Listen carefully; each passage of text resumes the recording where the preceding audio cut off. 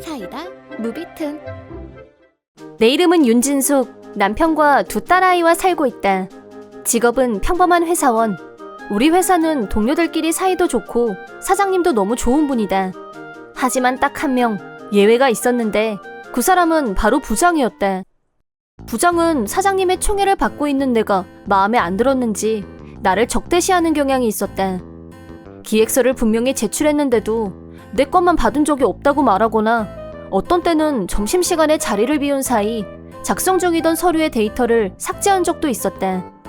그런 짓을 저지를 사람은 부장밖에 없다고 생각했지만 감시 카메라가 있는 것도 아니고 확실한 물증은 없었다. 할 수 없이 잔업까지 해서 그날 안에 제출을 마쳤다. 그런데 이번 달 국가평가에서 최하위의 평가를 받았다. 이번 평가는 성과급과 직결되는 중요한 평가였고 그래서 누구나 신경 쓰는 평가이기도 했다. 내가 반론을 제기해도 부장은 제출하라는 소리 빼먹고 업무 마감 날짜 어기기를 밥 먹듯이 하는데 최저평가가 당연한 거 아닌가? 객관적이고 공정한 평가에 대해서 불만이 있다는 거야 지금? 라고 말했다.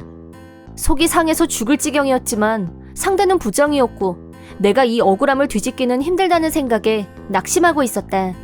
그런데 다행스럽게도 부장이 정한 평가 내용을 본 사장님이 문제가 있다고 지적하셨고 부장이 내린 고가평가를 다시 재검토하도록 지시를 내리셨고 덕분에 객관적이고 공정한 평가를 받을 수 있었다. 하지만 부장의 편파적이고 주관적인 판단은 계속됐다. 그런 열악한 조건 속에서도 내가 꾸준히 일을 할 수 있었던 건 퇴근하고 집에 가면 수고했다고 반겨주는 소중한 가족들과 직장 동료들. 신경 쓸 필요 없다니까. 부장이 진숙이 너 질투하는 거야 찌질하게 라고 위로해줬기 때문이었다. 그러던 어느 날 아빠한테서 충격적인 소식을 듣게 됐다. 엄마가 암으로 여명이 얼마 남지 않았다고. 부모님과 사이가 좋았던 나는 아빠한테 엄마 얘기를 들은 후 충격과 슬픔으로 억장이 무너지는 심정이었다. 부모님은 의사한테 여명을 통보받은 지 꽤 됐지만 내가 충격받을까봐 걱정돼서 알리는 걸 미뤄왔다고 하셨다. 친정하고 우리 집은 차로 2시간이나 떨어져 있어서 엄마를 병원까지 매일 보러 가는 건 힘들었기 때문에 엄마와 함께 좀 더 시간을 보내고 싶다고 사장님께 말씀드렸다. 사장님은 내 얘기를 듣고 자기 일처럼 걱정해 주시면서 회사 일은 다른 사람들도 있으니까 지금은 어머니께 효도하라고 허락해 주셨다. 나는 사장님께 감사 인사를 전하고 회사를 계속 다니면서 가끔씩 휴가를 내서 엄마를 보러 갔다. 말기암 환자인 엄마는 입원해 있으면서도 나한테 걱정을 끼치지 않으려고 언제나 나를 배려했다. 그래서 나도 평소처럼 엄마를 대했다. 하지만 부장은 내가 힘든 걸 알고 일부러 더 나를 괴롭혔다. 또 연차를 썼어? 누군지 아주 팔자 폈네. 죄송합니다. 엄마를 뵈러 가야 돼서요. 자네가 병원에 가면 어머니 병이 낫는데? 아니 뭐 수명 막 늘어나고 그러나? 라고 하는 말을 듣고 한 대 패주고 싶을 정도로 감정이 격해졌지만 옆에서 그걸 보고 있던 한 동료가 부장이 하는 말 한 개로 듣고 한 개로 흘려들어. 연차는 엄연히 사원들이 사용할 권리가 있는 거야. 진숙이 너는 당당하게 엄마를 뵈러 가면 그뿐이야. 알았어. 고마워. 근데 미안해. 내가 쉬면 다른 사람들 업무 부담이 늘어나는 건 당연하잖아. 아무도 그렇게 생각 안 하니까 걱정 마. 다들 너랑 어머니 걱정을 얼마나 하는데 부장만 너한테 저러는 거야. 부장만 빼고 다른 동료들은 진심으로 모두들 나를 걱정해줬다.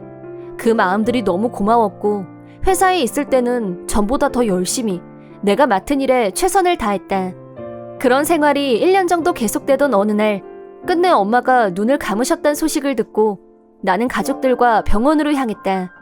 의사가 말했던 여명보다 3개월이나 더 오래 버텨줬다며 아빠는 네가 엄마를 보러 와준 덕분에 엄마가 살려는 의지를 놓지 않았던 것 같아. 네가 오면 얼마나 좋아했다고 라고 말하며 울면서 미소를 지으셨다. 아빠의 말을 듣고 나 역시 슬픔과 기쁨이 동시에 밀려오면서 엉엉 울고 말았다. 아빠와 나, 남편은 엄마의 장례식을 치렀다. 엄마의 부고를 알고 지인분들, 동네 주민분들 등 멀리서도 많은 분들이 조문을 와주셨다. 아빠는 한 분 한 분께 인사를 올렸고 나는 엄마가 생전에 많은 분들께 사랑을 받았었구나 라고 생각했다. 장례식 후 엄마에게 마지막 작별 인사를 하고 다음 날부터 다시 출근을 했다. 그런데 출근해서 보니 내 책상 위에 있던 물건들이 싹 사라지고 없었다. 내 물건들은 다 어디 간 거야? 내가 당황하고 있을 때 부장이 기분 나쁜 웃음을 지으며 내 옆으로 다가왔다. 자네 물건들은 내가 다 버렸어. 출근도 안 하고 월급만 받아가는 무능한 사원은 회사에서 필요로 하질 않거든. 진짜 버리셨어요? 파일 안에 중요한 계약서가 있었다고요. 응? 오늘 대기업하고 중요한 계약하는 날이에요. 책상 위에 계약서 작성해서 올려놨었단 말이에요. 어디에 버리셨어요? 자그마치 100억 규모예요. 난 그런 안건 들은 적 없는데. 중대 계약서가 있었다고 말하자 부장은 멘붕 상태였고 어디에 버렸냐고 아무리 물어도 나랑은 무관한 일이라며 그저 자기 잘못을 회피하려는데 급급했다. 내가 부장하고 트러블이 일어난 걸 보고 달려온 동료들에게 사정을 알려주자 모두들 경악했다. 하지만 쓰레기통에 버렸다면 이미 수거해 갔을 거고 다시 찾을 방법은 없었다. 백업 파일을 찾으려고 했지만 내 노트북까지 전부 처분한 상태였다. 부장은 이건 내 책임이 아니야. 그런 중요한 안건을 보고 안 하고 혼자 처리한 사람 책임이지. 그러니까 이 일은 자네가 책임져. 알았어? 라면서 꽁무니를 내빼고 달아났다. 부장한테는 분노가 치밀었지만 지금은 그게 문제가 아니었다. 계약서를 작성할 때 빠진 부분이 없는지 다른 동료하고 더블 체크를 했었는데 혹시 컴퓨터에 아직 데이터가 남아있는지 확인해달라고 연락을 하자 다행히 남아있다고 했다. 클라이언트는 오전 중에 오기로 되어 있었고 그 전에 준비해야 할 다른 자료들도 있었지만 여러 사람의 도움을 받으며 정신없이 자료를 준비하고 계약서도 다시 인쇄하고 간신히 준비를 마쳤다. 그리고 무사히 계약이 성립. 동료들과 나는 그제야 한숨을 돌렸고 우리는 다 같이 성공의 기쁨을 나눴다. 그런데 사장님이 오후에 출근하고 난 후 부장은 어깨에 잔뜩 힘을 주고 대기업과의 계약 성사가 무사히 완료됐다며 마치 그게 자기 공인 양 보고했다. 이 안건은 제가 특별히 심혈을 기울였고요. 다행히 방금 전 무사히 계약이 성사됐습니다. 저 뻔뻔함이란.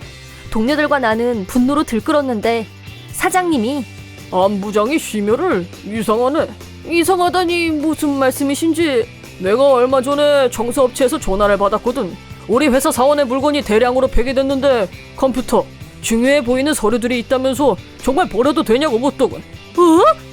그래서 비서를 시켜서 누구 짓인지 알아보라고 했는데 자네가 한 짓이던데 계약서를 버릴 땐 언제고 성사를 시켰다는 건 또 뭔가? 사장님이 직접 그 일을 알고 계실 거라고는 꿈에도 몰랐던 부장은 얼굴이 새파랗게 질렸다. 이어서 사장님은 우리들을 향해서 좀 전에 비서한테 보고받았네. 자네들이 현명하게 위기를 극복해서 무사히 계약을 성사시켰다고 말이야. 수고들 했어. 그 말을 들은 우리들은 탄성을 질렀고 진심으로 기뻐했다. 그 후 부장은 중요 계약을 무산시킬 뻔했던 책임과 사원의 사물을 함부로 처분한 제목으로 즉각 해고 퇴근 시간 전에 물건을 챙겨서 회사를 떠나는 신세가 되고 말았다. 나는 부장한테 찍혀서 특히 고통을 받았지만 다른 사원들도 부장의 기분에 따라서 이리저리 시달림을 받았던 터라 부장이 해고되자 다 같이 좋아했다. 사실 우리 회사는 정말 무능했던 전 사장이 해임되고 현재 사장님으로 바뀌었는데 부장은 전 사장에게 아부를 잘해서 승진했다는 후문이었다. 사장이 바뀐 후에도 같은 수법으로 출세를 도모하려고 했으나 출세는커녕 해고자 신분이 되리라고는 아마 상상도 못했을 거다. 하지만 우리 입장에서는 걔 진상 부장이 사라지자 훨씬 더 일하기 좋아졌다고 다들 만족하고 있다. 다른 사원들 사이에서 능력 없는 부장이 라인만 타려고 열심히 손바닥만 비비고 다니더니 이젠 그런 게 통하는 시대도 아니고 해고 후 새로 직장도 못 구하고 돈도 없는지 허름한 차림으로 50% 세일 스티커가 붙은 편의점 도시락을 구입하고 있다는 걸 봤단 얘기가 들린다. 참 불쌍한 인생이다. 이번 영상은 어떠셨나요? 재밌게 보셨다면 구독, 좋아요에 댓글까지 달아주시면 감사하겠습니다. 그럼 다음 영상에서 만나요.